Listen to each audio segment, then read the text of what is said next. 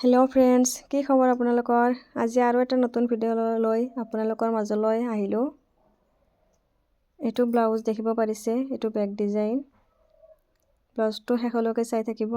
4 Tux blouse, পিন্ধিলে বহুত ধুনীয়া লাগে।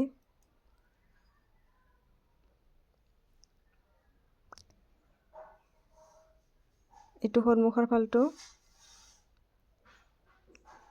এইটো দেখিব পাৰিছে 4টা চিলাই।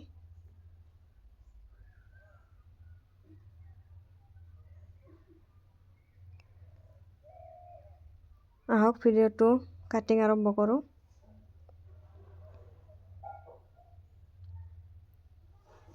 এইটো মই কাপোৰটো দুটা ভাঁজ কৰি লৈছোঁ, লাইনিং কাপোৰ। প্ৰথমতে হাফ ইঞ্চি মই এটা মাৰ্ক কৰি ল'ম। এইটো এক্সট্ৰা, প্ৰথমে বেক পাৰ্টটো কাটিং কৰিম। লেন্থটো মই লৈছোঁ 15, ৰেডি হ'ব মোৰ 14 ইঞ্চিত। ওপৰত হাফ, তলত হাফ। শোল্ডাৰটো লৈছোঁ মই 7 হাফ। আৰ্মহোলটো লৈছোঁ মই 6 হাফ। ইয়াতে মই মাৰ্ক কৰি লৈছোঁ। আপোনালোকৰ চাইজত আপোনালোকে কাটিং কৰি ল'ব। নেকটো লৈছোঁ মই 3 হাফ। এইফালে হাফ ইঞ্চি ডাউন কৰি দিছোঁ। প্ৰথম 3 ইঞ্চি লৈছোঁ, এইটো চাইডেও মই 3 হাফ লৈছোঁ, ৰাউণ্ড কৰি লৈছোঁ। আৰ্মহোলটো মই শ্বেপটো দি লৈছোঁ।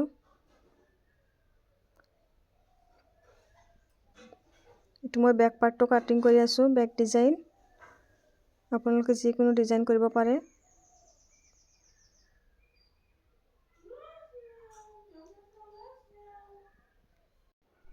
এইটো মই মাৰ্ক কৰি লৈছোঁ।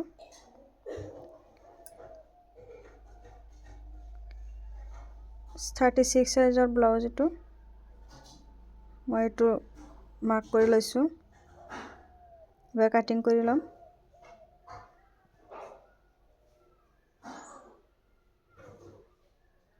এইটো মোৰ কাটিং কৰা হৈ গৈছে। এবাৰ ফ্ৰণ্ট পাৰ্টটো কাটিং কৰি ল'ম। হাফ ইঞ্চি যিটো মই মাৰ্ক কৰিছিলোঁ, এইটো বাহিৰৰ ফালে ৰাখি বাকী একে ধৰণে মাৰ্ক কৰি ল'ম।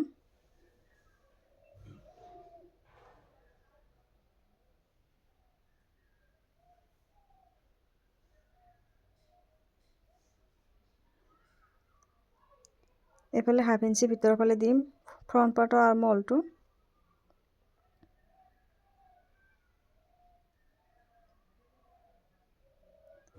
ওপৰৰ পৰা মই 9 ইঞ্চিত এটা মাৰ্ক কৰি লৈছোঁ। ফ্ৰণ্ট পাৰ্টত নেক ৰাউণ্ডটো দি লৈছোঁ 3 হাফ ইঞ্চি।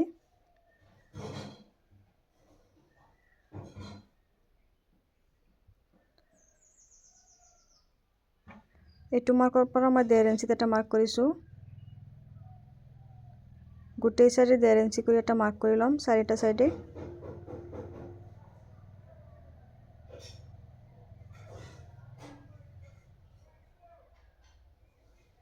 দেখিব পাৰিছে মাজৰটোৰ পৰা মই 4টা মাৰ্ক কৰি ল'লোঁ 1.5 ইঞ্চি দূৰত।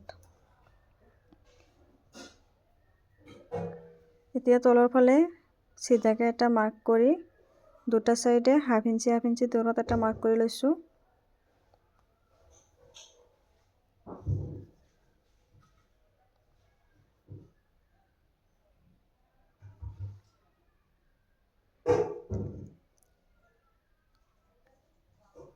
এইটো চাইডে 4 ইঞ্চিত এটা মাৰ্ক কৰি আগতে যিটো মাৰ্ক কৰিছিলোঁ এইটো মিলাই লৈছোঁ। ইয়াতো বেছি 1 ইঞ্চি দিয়া নাই, হাফ ইঞ্চি দিছোঁ। তলতটো 1 ইঞ্চি দিছোঁ। এইটো চাইডেও অলপমান হাফ ইঞ্চি মাৰ্ক কৰি লৈছোঁ। এইটো ভিতৰৰ চাইডটো হাফ ইঞ্চি মাৰ্ক কৰি লৈছোঁ। এবাৰ কাটিং কৰি ল'ম।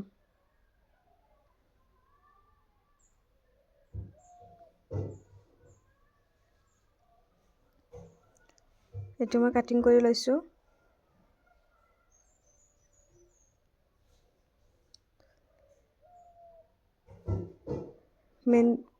মেইন কাপোৰটো মই কাটিং কৰি লৈছোঁ। এবাৰ সেলাই কৰে লম।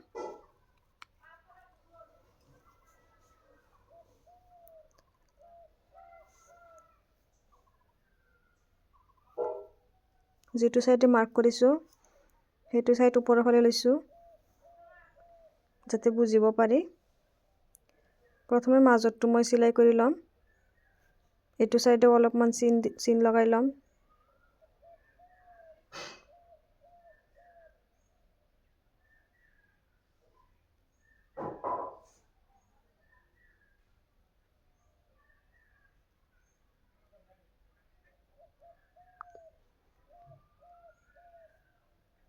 এবাৰ মাজেৰে সেলাই লগাই লম।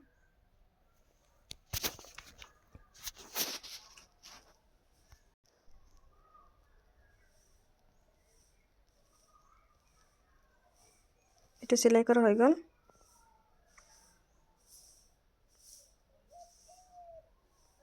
এবাৰ আৰমহলেৰ সাইডটো সেলাই কৰে লম।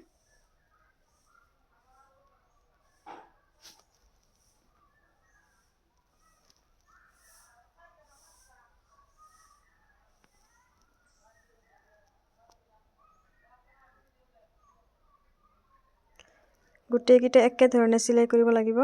যেটো মই মাৰ্ক কৰিছো মাৰ্কৰ ওপৰৰ ফালে।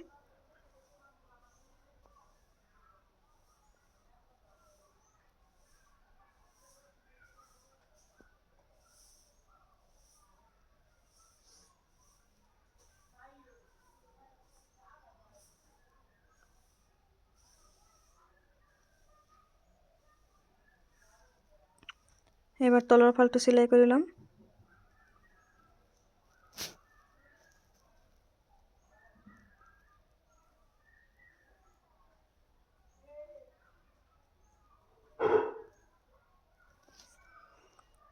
একে ধৰণে মই দুটা সাইডে সেলাই কৰি লৈছো।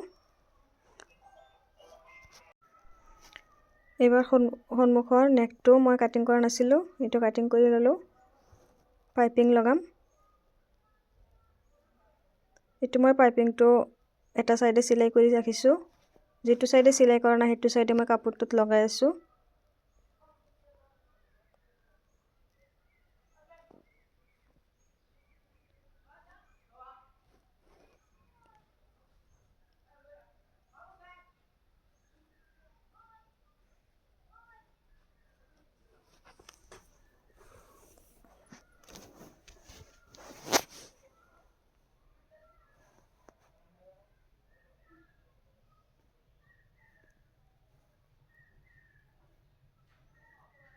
এটো মই সেলাই কৰি ললো। সৰু সৰু কৰি কাটি লম। যেটো সেলাই কৰিছো সেলাইটোৰ একেবাৰে কাষলৈকে সেলাইটো যাতে কাটি না যায়।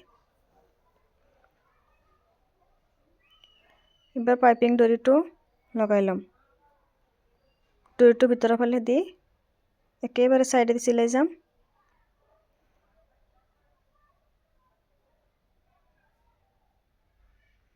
অলপ অলপ কৰি দি মই সেলাই যাম।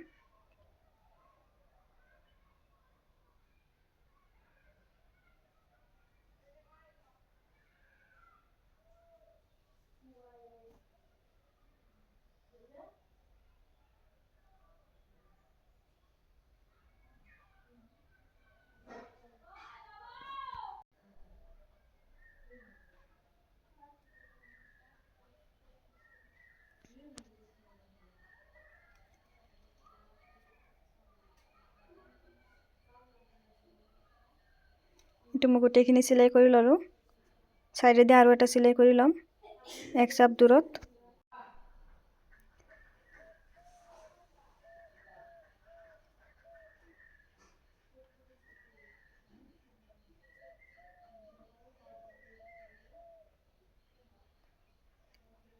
এটো মই গোটেইখিনি সেলাই কৰি ললো।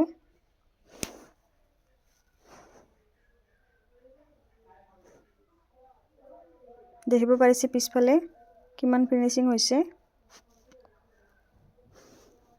এবাৰ ব্যাক পাৰ্টটো সেলাই কৰি লম। প্ৰথমতে মই যেটো মাৰ্ক কৰিছিলো হেতু কাটিং কৰি লম। তো মই কাটিং কৰি লৈছো। মেন কাপোৰটো এটো মই একে ধৰণে পাইপিং কৰি লম।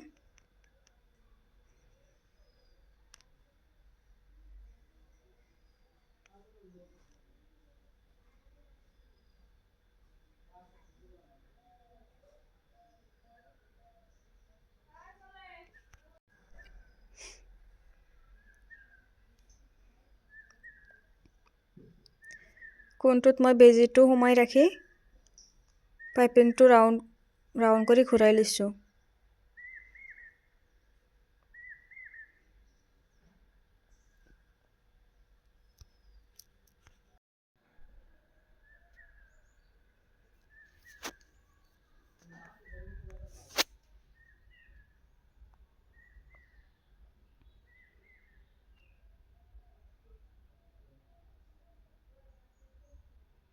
এইটো গোটেইখিনি চিলাই কৰা হ'ল। সৰু সৰু কৰি কাটি লৈছোঁ।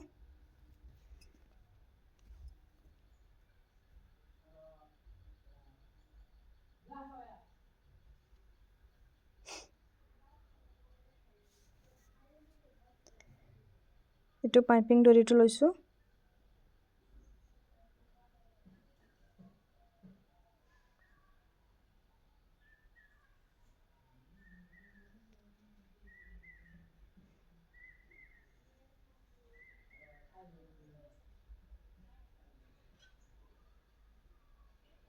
এইটো পাইপিংটো ভিতৰৰ ফালে দি অলপ অলপকৈ ধুনীয়াকৈ দড়িটো ভিতৰৰ ফালে দি ধুনীয়াকৈ পাইপিংটো কৰি লৈছোঁ। এইটো এটা সাইড হৈ গ'ল মোৰ।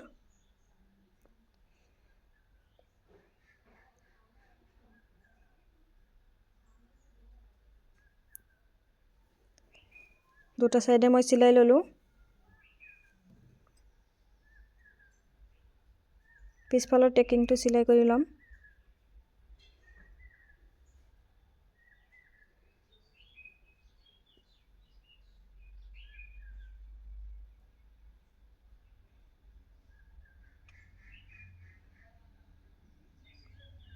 দুটাই চিলাই কৰি ল'লোঁ। বেকফালে এবাৰ কাপোৰটো লগাই ল'ম। এটা সাইডে চিধা সাইডৰ পৰা চিলাব লাগিব।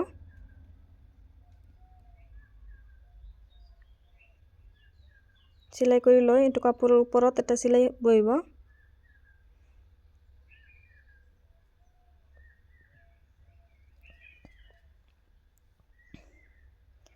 এবাৰ গোটেইখিনি ভিতৰৰ ফালে দি চিলাইটো কৰি ল'ম। এইটোত হুক বহিব। এইটো হুকৰ ঘৰ বুলি কয়।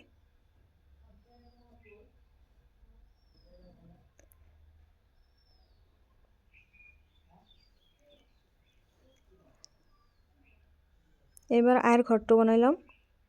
এইটো উল্টা সাইডৰ পৰা কাপোৰটো লগাব লাগিব।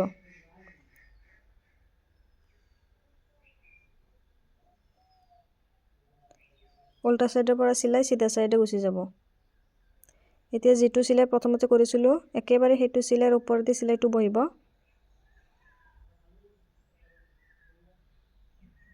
এনেকৈ কাপোৰটো জাপি লৈ যেটো চিলাই কৰিছিলোঁ একেবাৰে সেইটো চিলাইৰ ওপৰেদি বহাই লৈছোঁ।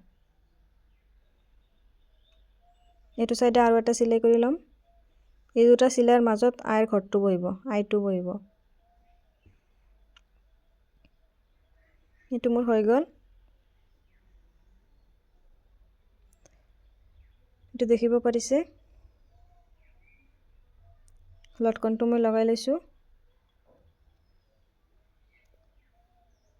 এইটো বেক ফাইলটো।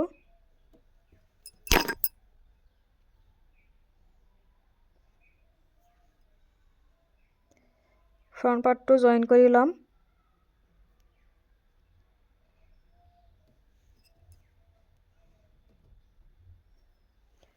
এইটো মোৰ জইন কৰা হ'ল। স্লিপটো মোৰ কাটি ৰখা আছিল। এবাৰ স্লিপখিনি লগাই ল'ম।